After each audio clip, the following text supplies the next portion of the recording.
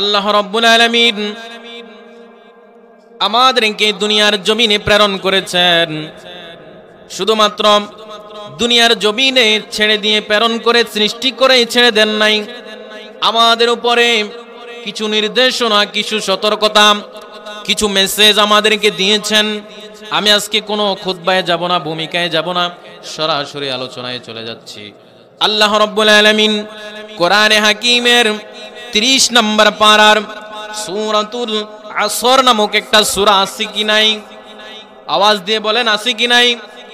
এই সূরাটা ছোট সূরাগুলোর মধ্যে অন্যতম একটা সূরা।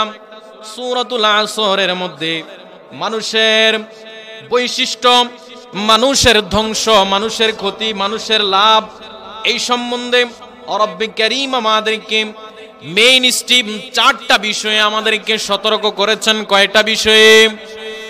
4টা বিষয়ে আমাদেরকে সতর্ক করেছেন, যে শর্ত দিয়েছেন এই 4টা বিষয় যদি কোনো মুমিন বান্দার ভিতরে থাকে, কোনো মুসলমানের ভিতরে থাকে, তাহলে ওই মানুষ কখনোই তার বিপদগামী হবে না, কখনোই সে বিপদে যাবে না, কখনোই সে অন্যায় কাজে লিপ্ত হতে পারে না। আমার বন্ধুরা, বাবাজিরা, আল্লাহ রাব্বুল আলামিন কোরআন হাকিমের সূরাতুল আসরের মধ্যে বলেন, সকলে আমার সাথে পড়ুন, বিসমিল্লাহির রহমানির রহিম।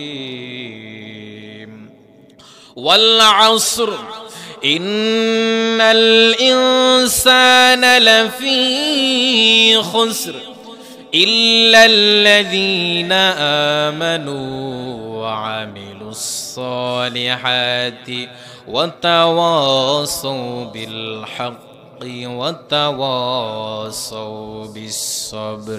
চিৎকার মেরে বলেন না আল্লাহু আকবার। এই সূরার মধ্যে মাত্র 3টি আয়াত রয়েছে। কয়টি আয়াত রয়েছে? আওয়াজ করে বলুন, কয়টি আয়াত রয়েছে? সূরাটি মাক্কি জীবনে নাজিল হয়েছে। আল্লাহর হাবিব সরকারে মদিনা যখন মক্কায় ছিলেন, মক্কার জমিন আপনারা জানেন মক্কার জীবনীটা কেমন ছিল। নবীজি সাল্লাল্লাহু আলাইহি সাল্লামের মক্কার জীবন খুবই ক্রিটিক্যাল অবস্থায় ছিল, অত্যন্ত কঠিন অবস্থায় ছিল। মক্কার জমিনে কালেমার দাওয়াত তিনি প্রকাশ্যে দিতে পারতেন না। মক্কা বিজয়ের আগ মুহূর্তে ইসলামের দাওয়াত, ইসলামের বাণীগুলো মানুষকে ওপেনলি বলতে পারতেন না, গোপনে গোপনে তাওহীদের প্রচার চালাতেন, ঠিক কিনা? আল্লাহ রাব্বুল আলামিন সেই মক্কার 13 বছরের জিন্দেগিতে এই সূরাতুল আসর নাজিল করেছে। কিতাবের মধ্যে এসেছে সূরাতুল আসর যদি শুধুমাত্র নাজিল হতো, আর যদি কোরআনে কারীমের কোন সূরা, কোন আয়াত যদি নাজিল না হতো, তাহলে এই সূরাতুল আসরটাই যথেষ্ট হয়ে যেত। সুবহানাল্লাহ। আমার বন্ধুরা, বাবাজিরা, আল্লাহ রাব্বুল আলামিন এই সূরার প্রথমে মানুষকে এমন একটা বিষয়ে সতর্ক করেছেন, এমন একটা বিষয়ের স্মরণ করে দিয়েছেন যে কোন মানুষ এই বিষয়টা ওভারটেক করে, এমন একটা বিষয় সেখানে বলেছেন যে এই বিষয়টা ওভারটেক করে, সেটাকে অবহেলা করে, সেটাকে পাশ কাটিয়ে মানুষ কখনো চলতে পারে না। মানুষ এমন একটা অত্যন্ত গুরুত্বপূর্ণ জিনিসের মাধ্যমে তার জীবনটাকে অতিবাহিত করে, যেটাকে ওভারটেক করে মানুষের জীবন একটি মুহূর্তের জন্য কল্পনা করা যায় না। চিৎকার করে বলুন আল্লাহু আকবার।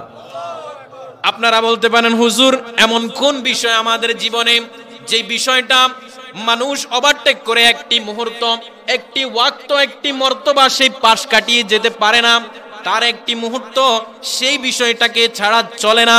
তাহলে কোনটা বিষয়? সেটা হচ্ছে রব্বুল আলামিন ডাক দিয়ে বলেন, ওয়াল আসর, সময়ের কসম, যুগের কসম, অথবা তাফসীরের মধ্যে সে কালের কসম। কি বলেন বন্ধুরা আমার? সময় গুরুত্বপূর্ণ নাকি গুরুত্বপূর্ণ না? গুরুত্বপূর্ণ কিনা?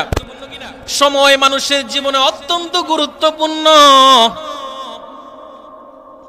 মানুষ পৃথিবীর জমিনে সময়ের এত গুরুত্ব রয়েছে, পৃথিবীর মধ্যে আমরা যাদেরকে দেখি বড় বড় ধনী স্টাবলিশ যারা হয়ে গিয়েছে, বড় বড় অর্থের মালিক, বিল্ডিং এর মালিক, খ্যাতি যশের মালিক, যারা পৃথিবীব্যাপী, পৃথিবীর ইস্ট থেকে ওয়েস্ট, নর্থ থেকে সাউথ, উত্তর থেকে দক্ষিণ, পশ্চিম থেকে পূর্ব পর্যন্ত যাদের নাম, যাদের সুনাম অর্জন করেছেন যারা, তারা পৃথিবীর মধ্যে সময়ের খুব গুরুত্ব দিয়েছেন, ঠিক কিনা বলেন?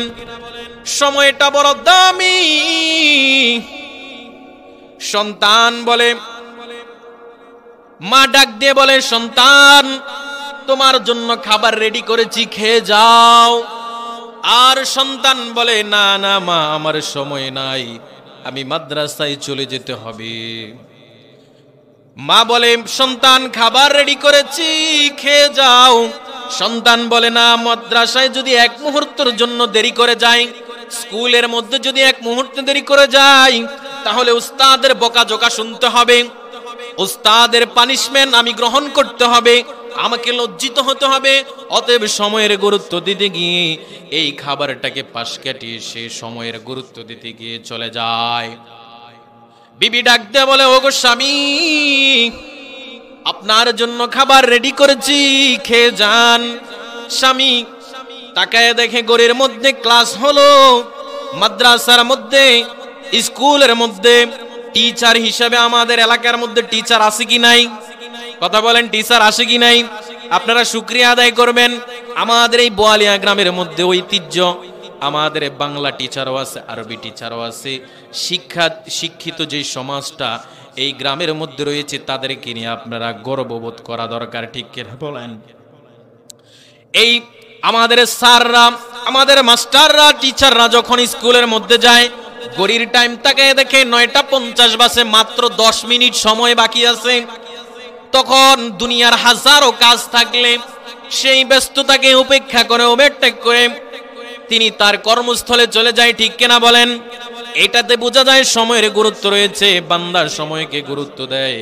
এমনি করে দুনিয়ার জমিনের মধ্যে যে সমস্ত বান্দারা সময়কে মূল্যায়ন করেছে, মুরব্বীরা অনেক সময় বলে থাকে, ও নাতি, ও ছেলে, ও আমার প্রিয়জন, সময়কে গুরুত্ব দাও। সময়ে যদি গুরুত্ব না দাও, সময় তোমাকে একদিন গুরুত্ব দিবে না, ঠিক কিনা বলেন? সময় গেলে সাধন হয় না, সময়ের কাজ সময় করতে হয়। আল্লাহ রাব্বুল আলামিন এই বিষয়টাকে স্মরণ করে দিয়েছেন। রব্বুল আলামিনের ভাষায় তিনি বলেন, ওয়াল আসরি, সময়ের কসম, কালের কসম, যুগের কসম।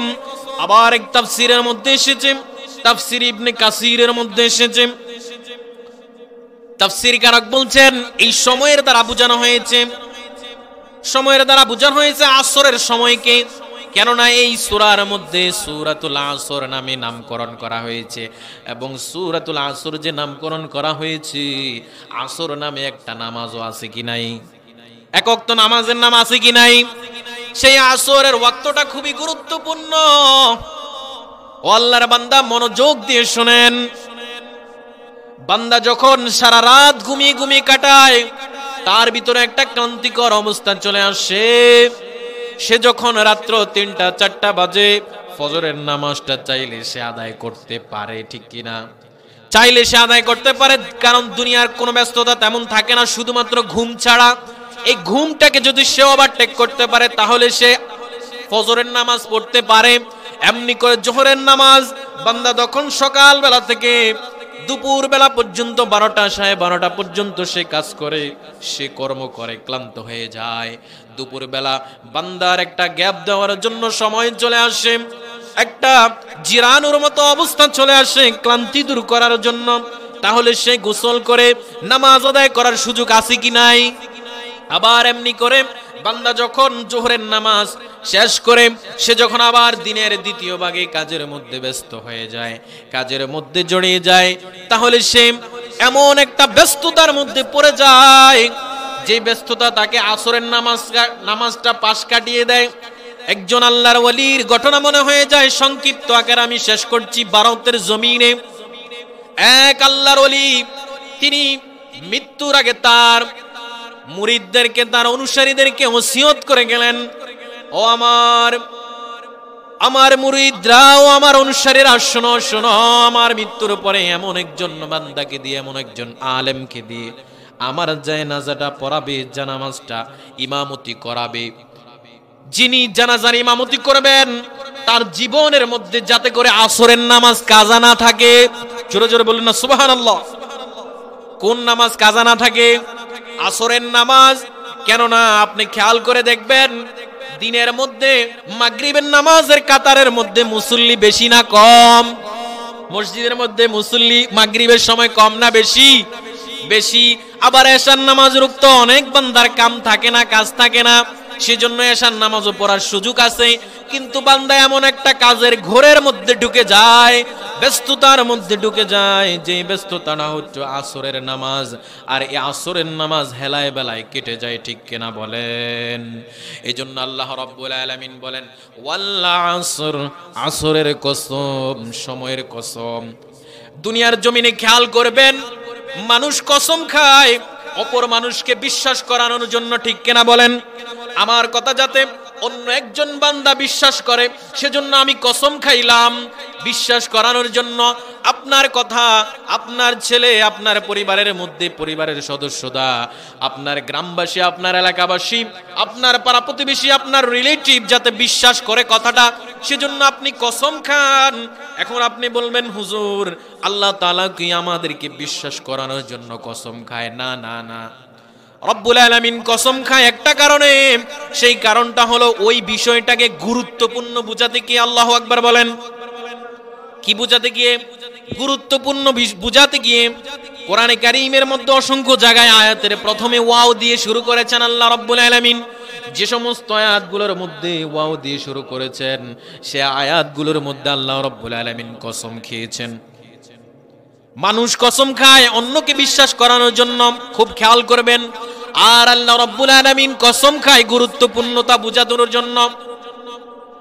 এইখানের মধ্যে সময়ের গুরুত্ব বুঝাতে গিয়ে আল্লাহ রাব্বুল আলামিন কসম করেছেন ওয়াল আসর, সময়ের কসম, আসরের সময়ের কসম। তাহলে আমরা বুঝতে পারলাম সূরাতুল আসরের 1 নম্বর আয়াত আল্লাহ রাব্বুল আলামিন সময়ের গুরুত্ব বুঝিয়েছেন, ঠিক কিনা বলেন? 2 নম্বর আয়াত আল্লাহ রাব্বুল আলামিন ডাক দিয়ে বলেন ইন্নাল ইনসানা লাফি খুসর। আল্লাহু আকবার। ইন্না নিশ্চয়, ইনসানা, ইনসান শব্দের অর্থ মানুষ। খুব খেয়াল করে শুনবেন, ইন্না নিশ্চয়ই, ইনসানা মানুষ, লাফি মধ্যে, কিসের মধ্যে আছে মানুষ? আল্লাহ রাব্বুল আলামিন বলেন খুসর, ক্ষতির মধ্যে আছে। আল্লাহু আকবার বলেন। কিসের মধ্যে আছে?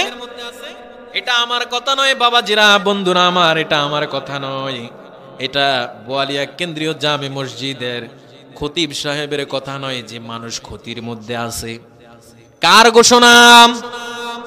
রব্বুল আলামিন যে কথা বলেন সে কথার মধ্যে কোনো গোজামিল থাকতে পারে, কোনো গোজামিল থাকতে পারে না, মিথ্যা থাকতে পারে না, ভুল থাকতে পারে না।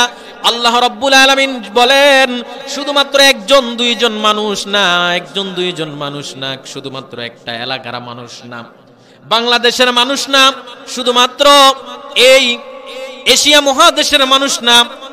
এক কথা ইনসান দ্বারা মানুষ বুঝিয়েছেন সাদা কালো, উঁচা নিচু, বাটি লম্বা, সমস্ত মানুষকে বুঝিয়েছেন, শিক্ষিত অশিক্ষিত, সমাজের প্রতিটি স্তরের মানুষকে বুঝিয়েছেন ইন্নাল ইনসানা লাফি খুসর, মানুষ নিশ্চয়ই ক্ষতির মধ্যে রয়েছে। কিসের মধ্যে রয়েছে? ক্ষতির মধ্যে রয়েছে। রব্বুল আলামিন শুধুমাত্র এটা বলে ছেড়ে দেন নাই যে মানুষ ক্ষতির মধ্যে রয়েছে। আমরা মনে করি বাবার ঘরে জন্ম নিলে আমরা মানুষ হয়ে গেলাম। না না না, আপনি দেখবেন গরুর পেটে যদি বাচ্চা জন্ম নেয় সেটা গরুই হয়, আর ছাগলের পেটে যদি বাচ্চা জন্ম নেয় সেটা ছাগলই হয়।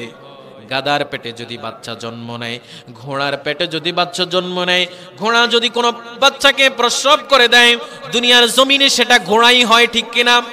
আবার মুরগি যখন বাচ্চা দেয় সেটা মুরগি হয়, মুরগির চলা চমৎকারী আবার দুনিয়ার মধ্যে ধারণ করে।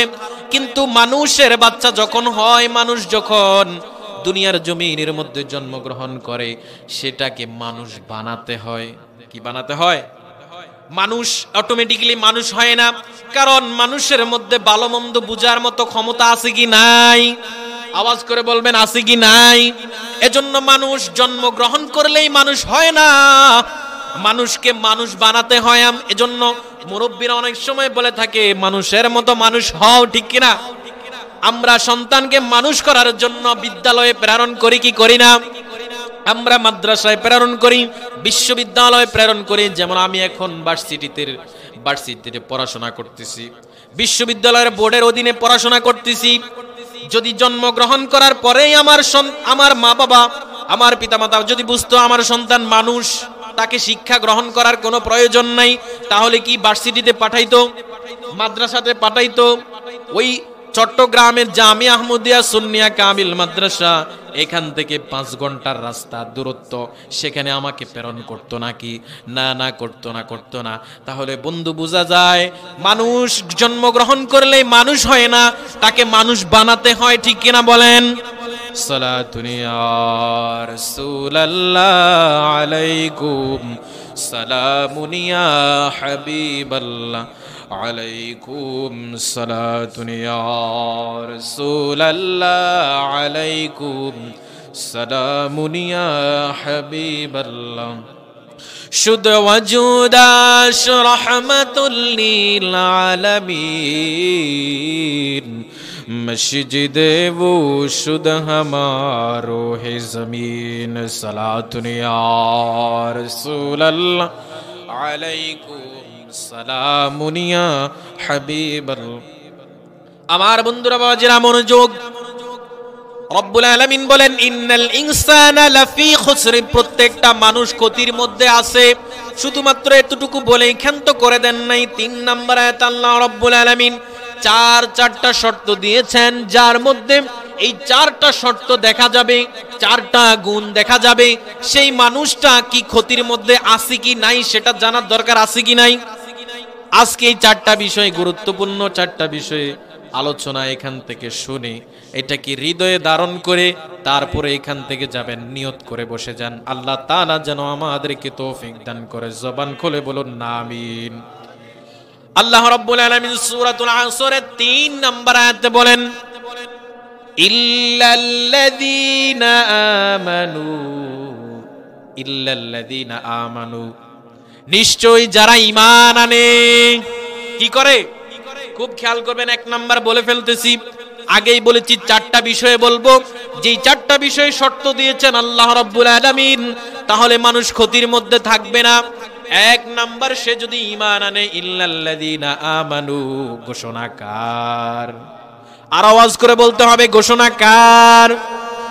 আল্লাহ রাব্বুল আলামিন বলেন যে ব্যক্তি ঈমান আনে, বিশ্বাস স্থাপন করে কিসের উপরে?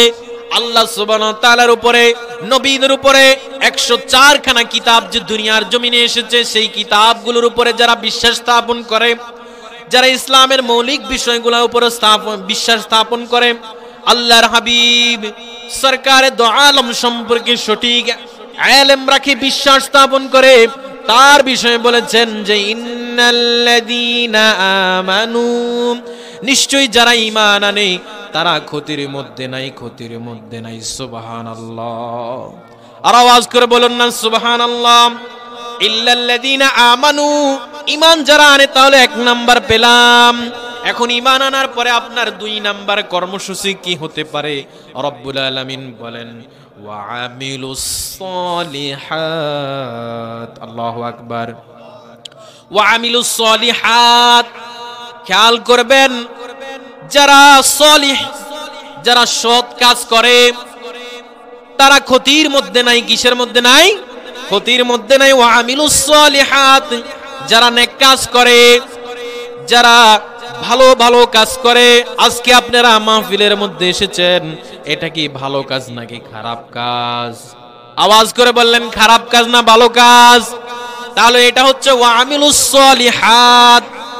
নারে তাকবীর, নারে রিসালাত, আহলে সুন্নাত ওয়াল জামাত, হযরত মাওলানা ইব্রাহিম গাজী ইব্রাহিম হুসাইন আল কাদরি সাহেব। রব্বুল আলামিন বলেন ওয়া আমিলুস সলিহাত, যারা সৎ কাজ করে, ভালো কাজ করে, তারা কিসের মধ্যে নাই? আওয়াজ করে বলতে হবে, কিসের মধ্যে নাই? ক্ষতির মধ্যে নাই। 2 নাম্বার গেল। 3 নাম্বারে আল্লাহ রাব্বুল আলামিন বান্দাদের উদ্দেশ্যে বলেন ওয়াতাওয়াসাউ বিল হক। আমার বাবাজিরা, আমি কোরআন থেকে কথা বলতেছি। এই কোরআন থেকে কথা বললে এটার মধ্যে কোনো গোজামিল থাকতে পারে? এটার মধ্যে কোনো ভুল থাকতে পারে? আল্লাহ রাব্বুল আলামিন এটার মধ্যে যে ভুল নাই সম্বন্ধে বলেন 2 নাম্বার সূরা, যালিকাল কিতাবু লা রাইবা ফীহি হুদাল লিল মুত্তাকিন। যালিকাল কিতাবু লা রাইবা, আমার এই কোরআনের মধ্যে কোনো ভুল নাই, সন্দেহ নাই। দুনিয়ার মানুষ কিতাব লেখে, ভুল আছে বলে স্বীকার করে নেয়। আর আল্লাহ রাব্বুল আলামিন চ্যালেঞ্জ করে দিলেন এটার মধ্যে যে ভুল তো নাই, ভুলের কোনো অবকাশ নাই। আল্লাহু আকবার। এজন্য রব্বুল আলামিন এই কোরআনে কারীমের 3 নম্বরে বলেন ওয়া আমিলুস সালিহাতি ওয়া তাওয়াসাউ বিল হাক্কি। যারা হকের কথা বলেন, নিজে হক মানে, সত্য মানে এবং সত্যের দাওয়াত দেয়, যারা সত্যকে মানে এবং সত্যের দাওয়াত দেয়, তারা কিসের মধ্যে নাই বলেন? ক্ষতির মধ্যে নাই। কিসের মধ্যে নাই? ক্ষতির মধ্যে নাই। তারপরে 4 নম্বরে যে বিষয়টা সম্পর্কে আল্লাহ রাব্বুল আলামিন আমাদেরকে বলেছেন যে বান্দা ক্ষতির মধ্যে নাই, 4 নাম্বার জানার দরকার আছে কি নাই? না বলবো না, মনে হয় জানার দরকার নাই। 4 নাম্বারটা জানার দরকার আছে নি? 4 নাম্বারটা যদি জানতে পারেন তাহলে আপনি আমি ওই ক্ষতি থেকে বাঁচতে পারবো। আল্লাহ রাব্বুল আলামিন যে বলেন ইন্নাল্লাযীনা আমানু ওয়া আমিলুস সালিহাতি ওয়া তাওয়াসাউ বিল হাক্কি, তারপরে আল্লাহ রাব্বুল আলামিন বলেন ওয়া তাওয়াসাউ বিস সবর। আল্লাহু আকবার। সবর মানে কি? সবর মানে কি বলেন? ধৈর্য। মানুষের জীবনে ধৈর্য এমন একটা গুরুত্বপূর্ণ বিষয়, পৃথিবীর জমিনের মধ্যে যারা সফলতা অর্জন করেছে, সফল ব্যক্তি যারা হয়েছে, আপনার সাংসারিক জীবনে আপনি যদি সফল হয়ে থাকেন, আপনার 5টা সন্তান 6টা সন্তান যদি আপনি পেলে পুষে তাদেরকে ভরণ পোষণ দিয়ে বড় করতে পারেন, তাদেরকে যদি সুন্দরভাবে চালনা করতে পারেন, আপনি তাহলে সফল। আপনি যদি সন্তানকে শিক্ষিত করতে পারেন, আপনি সফল। এই সফলতার জন্য আপনার অত্যন্ত গুরুত্বপূর্ণ যেই কাজটা ছিল সেটা হলো ধৈর্য। আওয়াজ করে বলেন কি? ধৈর্য। এমনি করে পৃথিবীতে প্রত্যেকটা কাজ করার জন্য ধৈর্যের প্রয়োজন আছে কি নাই? ধৈর্য সম্পর্কে আল্লাহ রাব্বুল আলামিন বলেন ওয়া তাওয়াসাউ বিস সবর। যারা ধৈর্য ধারণ করে তাহলে তারা হচ্ছে দুনিয়ার মধ্যে ক্ষতির মধ্যে নাই।